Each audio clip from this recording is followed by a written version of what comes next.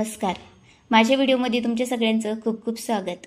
श्री स्वामी समर्थ, जे स्वामी समर्थ या गोड शब्दांनी आपण आपल्या व्हिडिओची सुरुवात करत आहोत. तुम्ही सगळ्यांनी टायटल बघितलंच असेल की आज आपण कशाबद्दल बोलणार आहे. अर्थातच आपली वास्तविकता एक खोटी आहे का? नाही. कारण तुम्ही पूर्ण आयुष्य चुकीचे व्हायब्रेशन म्हणजेच की कंपन या ब्रह्मांडामध्ये असलेली प्रत्येक वस्तू तुम्ही पण एक विशेषता फ्रिक्वेन्सीवर काम करत असतात. आपले विचार आपल्या बुद्धीत चालणाऱ्या छोट्या छोट्या इलेक्ट्रॉनिक करंट्स आहेत. तुमच्या भावना मनातील निघणाऱ्या मॅग्नेटिक फिल्टर्स, प्रत्येक वस्तू, एनर्जी या सर्वांमध्ये ऊर्जेचा प्रभाव आहे. सगळ्यात आश्चर्यचकित गोष्ट म्हणजे तुम्ही फक्त पाहणार नाही तर आपण त्याला प्रभावित सुद्धा करणार आहोत. नेहमीच तुम्ही एक चालता फिरता श्वास घेता कंपन ट्रान्समीटर आहात आणि प्रत्येक मिनिटात तुम्ही कोणत्या ना ऊर्जेवर खास ट्यून बनत आहात. तीच ही ऊर्जा हे ठरवते की तुम्ही काय बोलवत आहात, काय आकर्षित करत आहात, कोणापासून तुम्ही दूर जात आहात आणि काय अनुभव करत आहात. याच भ्रमाला आज आपण दूर करणार आहोत.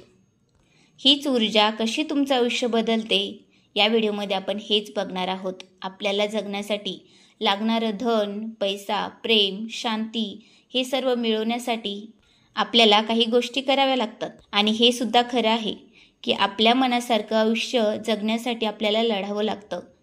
त्यामुळे आपलं वास्तविक लपतं सत्य सर्व प्राचीन परंपरेमध्ये हेरमेंटेन्स पासून ते वैदिक ज्ञानपर्यंत, ताऊ ते कबाला यांच्यापर्यंत एक विचार नेहमीच येतात. वास्तविकता ही भौतिक नाही तर ती ऊर्जा आहे. ते हेमेरस्टिक यांचा सिद्धांत सांगतो. सर्व काही मन आहे आणि त्याच्या खाली आहे व्हायब्रेशन, कंपन, ऊर्जा. तुमचे विचार हेच तुमच्या वास्तविकतेला आकार देत असतात. फक्त उपचारण तज्ज्ञ नाहीत. ही आपली भावना तरंग तयार करत असते जे आपल्या शरीरापासून 8 फूट पर्यंत मोजली जाते.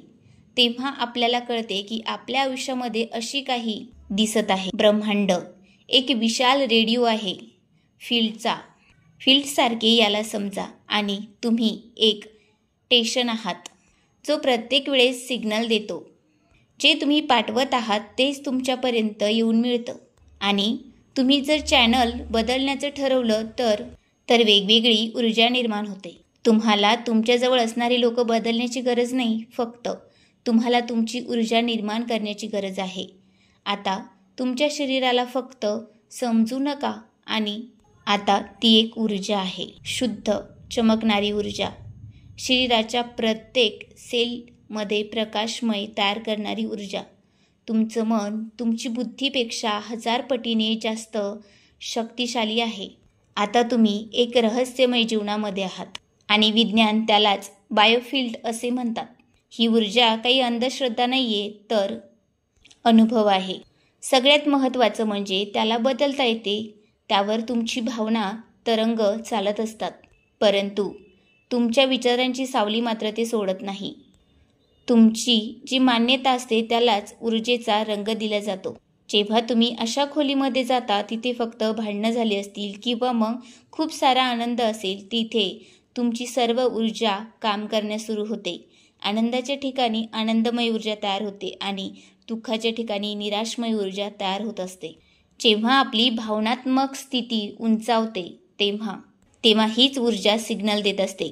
सुसंगत केंद्र आणि चुंबकी यासारख्या आकर्षित बनते आणि तुम्हाला वास्तविकतेचं प्रतिबिंब दाखवत असते. भावना हीच ऊर्जेची भाषा आहे. बऱ्याचदा आपण ऐकत असतो की फक्त पॉझिटिव्ह विचार करा, पण विचार हे संपूर्ण नाहीत. विचार हे ऊर्जा इलेक्ट्रिक आहेत आणि भावना चुंबकीय मॅग्नेट आहेत.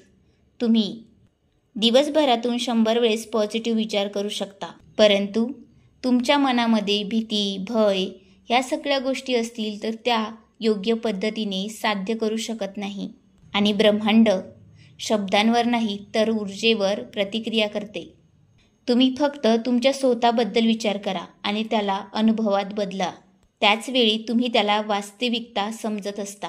जी ऊर्जा तुम्ही निर्माण करत असता त्यावेळेस तीच तिथे शिफ्ट होत असते. याचे 3 सिक्रेट म्हणजे आपलं हृदय, मस्तक यांचं समतोल ही न्यूरोविज्ञान आणि रहस्यमय यात्रा आहे. तुमचं मन एक विच्छा आणि हृदयमध्ये असलेली एक स्पष्टता, तेव्हाच काहीतरी अद्भुत होत असते. तुमचे डोके आणि मन जेव्हा जुळते तेव्हा एक ध्वनी तरंगे तयार होत असतात. एकसारखी लय तयार होते तेव्हाच सिग्नल हा ब्रह्मांडापर्यंत पोहोचते आणि डू बीड वर्क श्वासाची जादू एक पवित्र ध्वनीमध्ये परिवर्तन होते. खोलवर घेतलेला श्वास ही पोटामध्ये जमलेला राग छातीमध्ये साचतो. आपल्यामध्ये असलेली भीती नाही तर एक तिथे हे फुफ्फुसाद्वारे बाहेर सोडले जाते आणि तिथे एक नवीन ऊर्जा निर्माण होत असते. 3 अवेअरनेस. यालाच शरीराची भाषा. आपण भावना शरीरात जमा करतो. दबलेल्या भावना आणि जुन्या भूतकाळामध्ये असलेल्या आपल्या शरीरात जमा झालेली ऊर्जा, त्या जोपर्यंत आपण बाहेर काढत नाही किंवा त्याला जाणून घेत नाही तोपर्यंत आत आपण एक नवीन ऊर्जा निर्माण करू शकत नाही. यासाठी आपल्याला झोपण्याची किंवा ध्यान करण्याची गरज नाहीये, तर आपल्या मनाला रिप्रोग्रॅम करण्याची फक्त एकाग्रतेने प्रयत्न करण्याची गरज आहे. ध्यानामध्ये बोलल्या जाणारी जे वाक्य असतात ती प्रतिरोध म्हणजेच की ते ब्रह्मांडापर्यंत पोहोचतात आणि परत ती आपल्यापर्यंत येऊन पोहोचत असतात. हा फक्त सिद्धांत नाही तर आपल्या अनुभवानुसार हे सूक्ष्म गतीने आपण याची सुरुवात करू शकतो.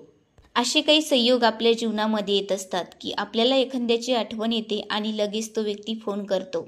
जेव्हा आपण ही ऊर्जा जागृत करतो तेव्हा फक्त आपल्याला संघर्ष करावा लागत नाही, तर आपाप त्याचे फळ जे आहे ते आपल्यापर्यंत येऊन पोचते, कारण याआधी आपण ती ऊर्जा निर्माण केलेली असते. या वातावरणामध्ये सर्व काही आधीपासूनच असते. आता आपण त्याला ग्रहण करणार आहोत. एका स्पष्टता भावनेने ते आता सुरू करा. ब्रह्मांड आणि विच्छेवर नाही तर आपल्या भावनेवर प्रतिक्रिया करत असते. या वास्तविकताला जर आपण आपल्या भावनेवर आपण समजलो की जसे ते पहिल्यापासूनच आपल्यामध्ये आहे, त्याला आपल्याला रोजच्या जीवनामध्ये रोज आणायचं असते. म्हणजेच की व्हिज्युअलायझेशन फक्त पाहणार नाही तर अनुभव करणे, पूर्ण इंद्रियांना त्यामध्ये सामावून घेणे, वर्तमानापेक्षा जास्त त्या गोष्टीला प्रेरणा द्या. त्यामुळे आपले विचार हे संकेतामध्ये परिवर्तन करतील आणि त्यावरच काम करा. हीच ऊर्जा तुमचं मार्गदर्शन करते. हा सर्व विरोधाभास वाटू शकतो, परंतु जेव्हा तुम्ही त्या गोष्टीवर वेळेवर त्याचबरोबर विश्वास ठेवत असता, ध्यानात ठेवा की आवश्यकता व्हायब्रेशन दूर होऊन घेऊन जात आणि आपण जी ओळखलेली व्हायब्रेशन ती आकर्षित होत असते. जेव्हा विचार करून काम करत असते ती ऊर्जा भाषामध्ये बोलत असते आणि ब्रह्मांड त्यावर प्रक्रिया करत असते. सर्व काही ऊर्जाच आहे. तुम्ही नाही तुटलेले आणि तुम्ही मागे सुद्धा नाही आहात. तुम्ही तर धावणारी ऊर्जा आहात. माणूस रूपातील एक अनंत भावना. तुमचे विचार एक संकेत आहेत. तुमच्या भावनांना फ्रिक्वेन्सी कोड आणि तुमचं शरीर एक अस्तित्व, त्यामध्ये असलेली एक ऊर्जा एका ट्यूनसारखी आहे. जेव्हा मन आणि आत्मा एकच शब्द बोलते तेव्हा ते ब्रह्मांडापर्यंत जाऊन पोचते आणि त्याची प्रतिध्वनी तयार होत असते. कारण आता तुम्ही आकर्षित करत नाहीये तर तुम्ही जे आहात ते फील करत आहात. त्यामुळे हा व्हिडिओ जर तुम्हाला थोडा जरी आवडला असेल तर एक कमेंट करून मला नक्की सांगा. परत भेटूया अशा